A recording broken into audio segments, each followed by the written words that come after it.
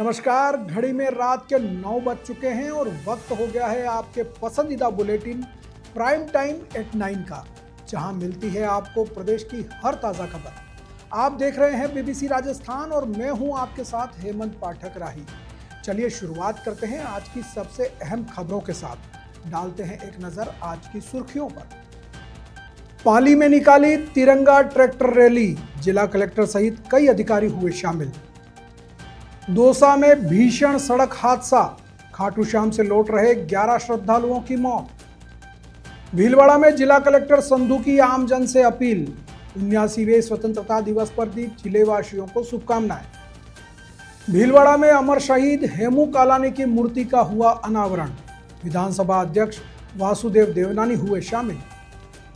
Kota medical college अस्पताल में युवक की मौत पर हंगामा, परिजनों ने लगाया गंभीर आरोप।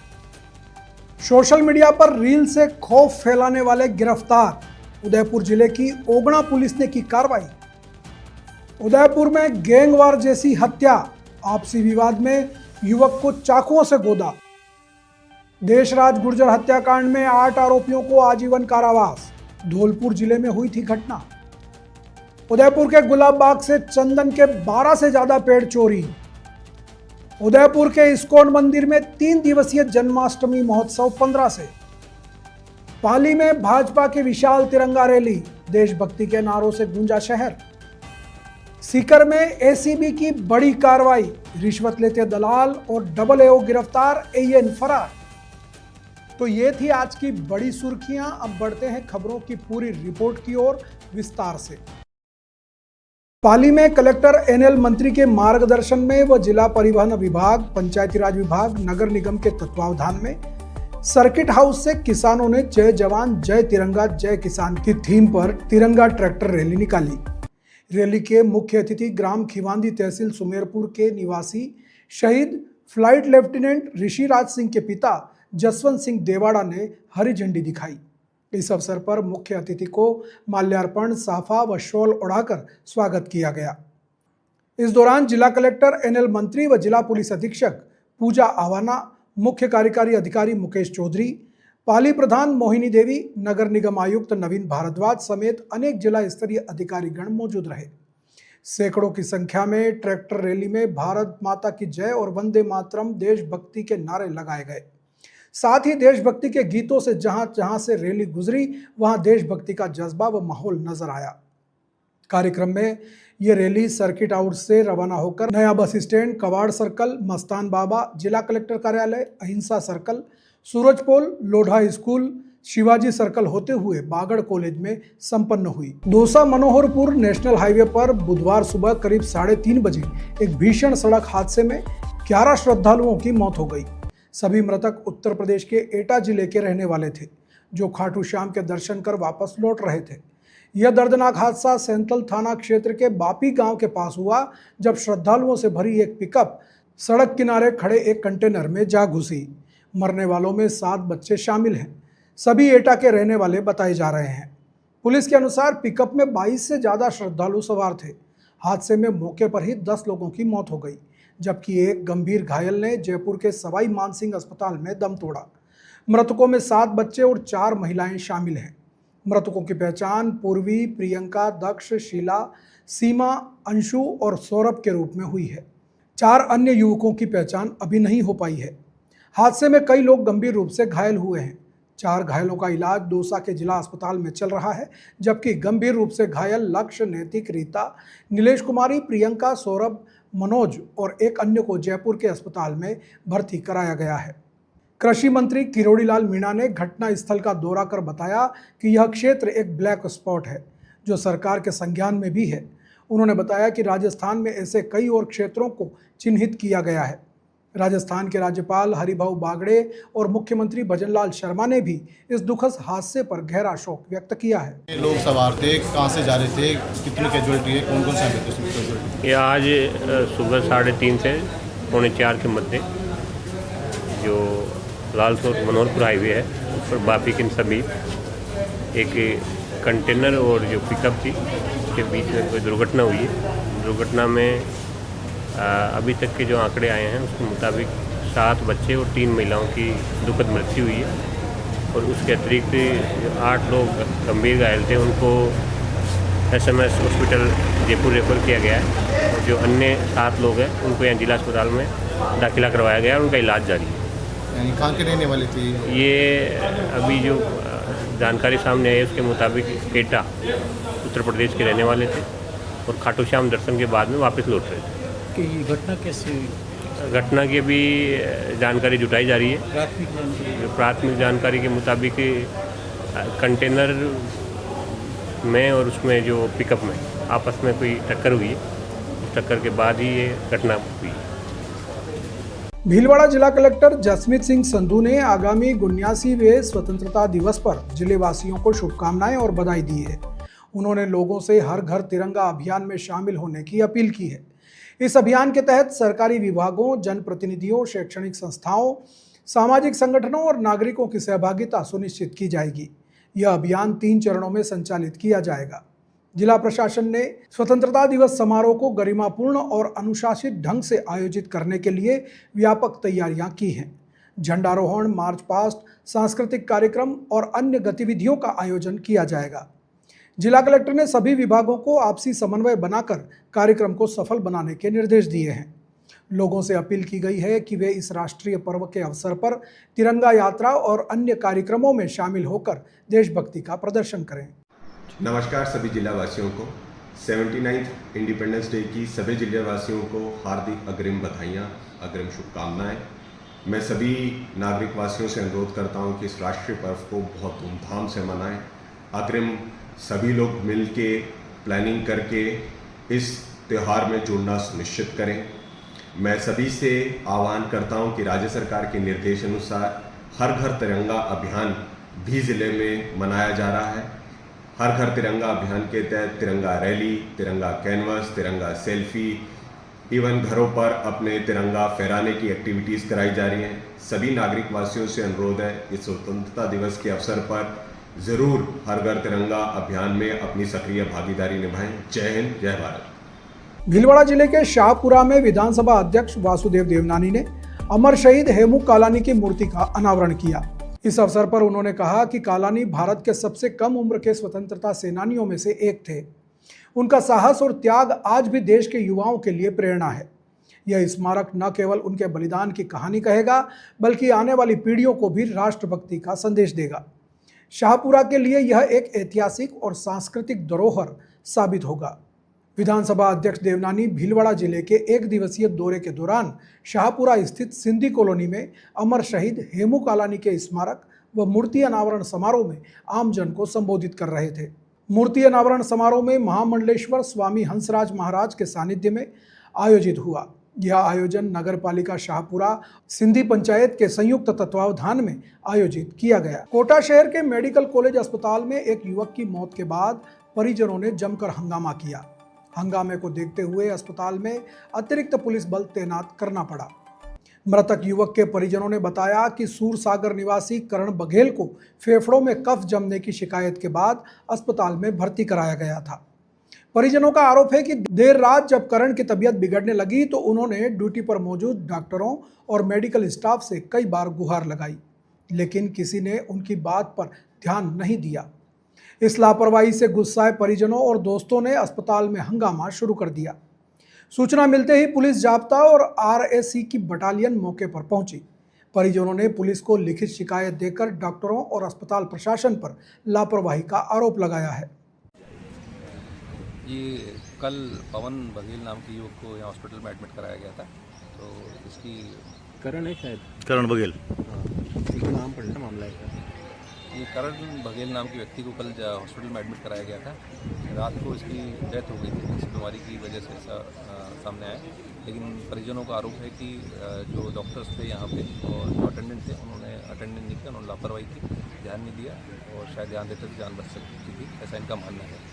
तो इनसे रिपोर्ट प्राप्त की है, इस संबंध में जाँच करेंगे और जाँच के बाद जो भी नियमानुसार कार्रवाई होगी। तो पोस्टमार्टम वगैरह भी बॉडी का कराना है, क्या बॉडी को मॉर्चरी में रखवाया गया, समझाइश चल रही है, समझाइश के बाद आगे कार्रवाई। सर, ये मुआवजे की मांग कर रहे हैं, किस तरह से क्या रहेगा पुलिस का? जो भी सरकारी सहायता उपलब्ध है उसके दायरे में ही अगर होगी तो बिल्कुल कराया जाएगा। उदयपुर जिले की ओगड़ा पुलिस ने सोशल मीडिया पर खौफ फैलाने के मकसद से रील डालने वाले 3 युवकों को गिरफ्तार किया है। आरोपी क्षेत्र में अपना रुतबा और वर्चस्व बढ़ाने के लिए रील डाल रहे थे। थानाधिकारी राम अवतार मीणा ने बताया कि आरोपियों ने इंस्टाग्राम पर 007 नाम से आईडी बनाई हुई थी, जिस पर वीडियो अपलोड कर आम जन में भय फैलाने की कोशिश की जा रही थी। यही नहीं, आरोपी टी शर्ट पर 007 गैंगलैंड का नाम छपवाकर पहनते थे ताकि राह चलते लोग उन्हें पहचानें और उनसे डरें। पुलिस ने जैसे ही ऐसी रील देखी, उन्हें तलाश कर दबोच लिया। इसके बाद पुलिस ने आरोपियों से माफ़ी मंगवाई और भविष्य में ऐसे वीडियो नहीं बनाने की शपथ दिलाई। पुलिस ने अभिभावकों से भी अपील की है कि वे अपने बच्चों को ऐसे असामाजिक तत्वों से दूर रखें और उनके सोशल मीडिया अकाउंट पर नज़र बनाए रखें।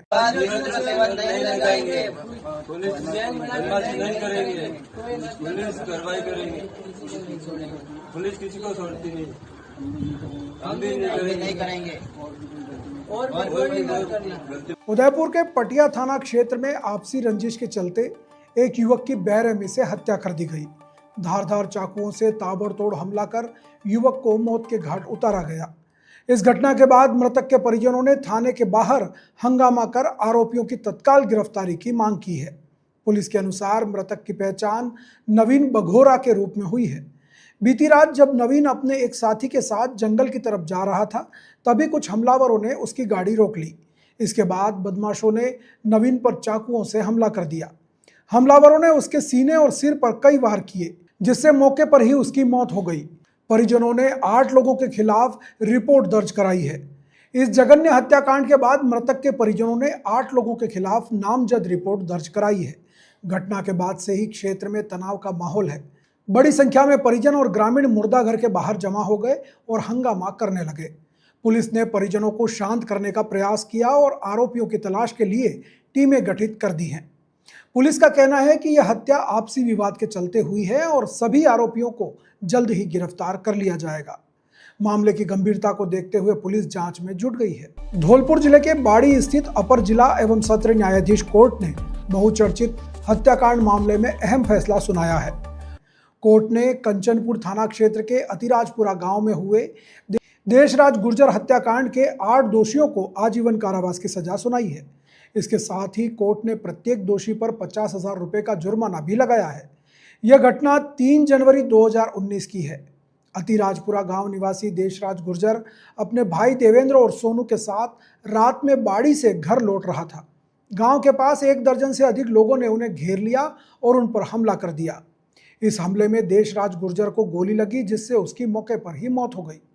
उसके दोनों भाई देवेंद्र और सोनू भी बुरी तरह से घायल हो गए। यह घटना एक ही परिवार के चाचा ताऊ के परिवारों के बीच खेत की मेड़ को लेकर विवाद के कारण हुई थी, जिसमें बाद में हिंसक रूप ले लिया। मृतक के बड़े भाई विजय सिंह ने कंचनपुर थाने में इस घटना की रिपोर्ट दर्ज कराई थी, जिसके बाद मामला एडीजे कोर्ट में चल रहा था। आज एडीजे सुनील कुमार गुप्ता ने आरोपी गब्बर, रहीस, सोनू, रघुवीर, गंभीर, राधारमण और श्रीभान को दोषी ठहराते हुए उन्हें आजीवन कारावास की सजा सुनाई है। अपर लोक अभियोजक मनोज सिंह परिहार ने बताया कि इस मामले में कुछ आरोपी अभी भी फरार हैं। अपने भाइयों के साथ बाड़ी से बाजार से अपने गांव के लिए जा रहा था, तभी गांव के रास्ते पर मुलजिम गब्बर, रहीस, डब्लू, सोनू, श्रीभान, रघुवर, गंभीर, राजवीर, राधाचरण, जज्जोधन, इन लोगों ने जानलेवा हमला कर दिया, जिसमें देवेंद्र और सोनू गंभीर रूप से घायल हो गए। देशराज की हत्या कर दी गई। इस पर न्यायालय ने आज निर्णय देते हुए मुलजिम गब्बर, रहीस, डब्लू, सोनू, रघुवर, गंभीर, राजवीर, राधाचरण और श्रीवान के खिलाफ आजीवन कारावास एवं 50,000 रुपये का जुर्माना किया है। शेष मुलजिम मकरूर हैं, न्यायालय और पुलिस से बाहर है। इनके खिलाफ बाद में कार्रवाई की जाएगी। उदयपुर शहर के सबसे बड़े ऑक्सीजन हब माने जाने वाले गुलाब बाग में चंदन के पेड़ चोरी होने का बड़ा मामला सामने आया है। चोरों ने रातों रात 1 दर्जन से ज़्यादा चंदन के पेड़ काट लिए और उन्हें अपने साथ ले गए। इस चोरी का पता तब चला जब सुबह लोग मॉर्निंग वॉक के लिए गुलाब बाग पहुंचे और कटे हुए पेड़ देखे। लोगों ने तुरंत ड्यूटी पर मौजूद सुरक्षा गार्ड को इसकी सूचना दी। इसके बाद सूरजपोल थाना पुलिस मौके पर पहुंची और मामला दर्ज कर लिया। आपको बता दें कि गुलाब बाग में चंदन के सैकड़ों पेड़ हैं। इससे पहले भी यहां चंदन के पेड़ों की चोरी की वारदातें हो चुकी हैं। इस घटना ने एक बार फिर सुरक्षा व्यवस्था पर सवाल खड़े कर दिए हैं। पुलिस मामले की जांच कर रही है। कृष्ण जन्माष्टमी के पावन अवसर पर उदयपुर के इस्कॉन मंदिर में 3 दिवसीय भव्य कार्यक्रम का आयोजन किया जा रहा है। यह महोत्सव 15 अगस्त से शुरू होकर 17 अगस्त तक चलेगा, जिसमें हजारों की संख्या में श्रद्धालु भाग लेंगे। इस्कॉन मंदिर उदयपुर के अध्यक्ष मायापुर वासी प्रभु ने बताया कि महोत्सव की शुरुआत 15 अगस्त को बच्चों से जुड़े कार्यक्रमों के साथ होगी। अगले दिन यानी जन्माष्टमी पर सुबह से ही विशेष आरती, भजन और कीर्तन होंगे। रात में भगवान कृष्ण के जन्म के समय महाआरती का आयोजन किया जाएगा। इसी प्रकार 17 अगस्त को नंदोत्सव के अवसर पर सुबह और शाम को भी धार्मिक अनुष्ठान आयोजित किए जाएंगे। इन 3 दिनों के दौरान मंदिर परिसर में भक्तों की भारी भीड़ उमड़ने की उम्मीद है, जो भगवान कृष्ण के भजन कीर्तन में शामिल होकर उत्सव का आनंद लेंगे। पाली में हर घर तिरंगा अभियान के तहत आज भारतीय जनता पार्टी की ओर से तिरंगा रैली का आयोजन किया गया। देशभक्ति गीतों और नारों के साथ निकाली गई इस रैली में बड़ी संख्या में भाजपा कार्यकर्ताओं और आमजन शामिल हुए। रैली बांगड़ स्कूल चौराहे से शुरू हुई और शहर के विभिन्न रास्तों से होते हुए शहीद स्मारक पहुंची, जहां इसका समापन हुआ। रैली में विभिन्न स्कूलों के छात्र छात्राओं ने भाग लिया। करीब 300 मीटर लंबे तिरंगे को लहराते हुए सभी ने पूरे रास्ते भारत माता की जय और वंदे मातरम के जयकारे लगाए। इस अवसर पर पूर्व विधायक ज्ञानचंद पारक, पूर्व सभापति महेंद्र बोहरा, सुरेश चौधरी, नारायण कुमावत, मुकेश नाबरिया, अशोक तलेसरा, पूर्व उप सभापति मूल सिंह भाटी सहित कई भाजपा नेता और कार्यकर्ता के साथ ही जनप्रतिनिधि और नागरिक मौजूद रहे। भ्रष्टाचार निरोधक ब्यूरो की जयपुर ग्रामीण टीम ने सीकर में बड़ी कार्रवाई को अंजाम देते हुए अतिरिक्त जिला परियोजना समग्र शिक्षा अभियान के 2 अधिकारियों को रिश्वत लेते हुए रंगे हाथों गिरफ्तार किया है।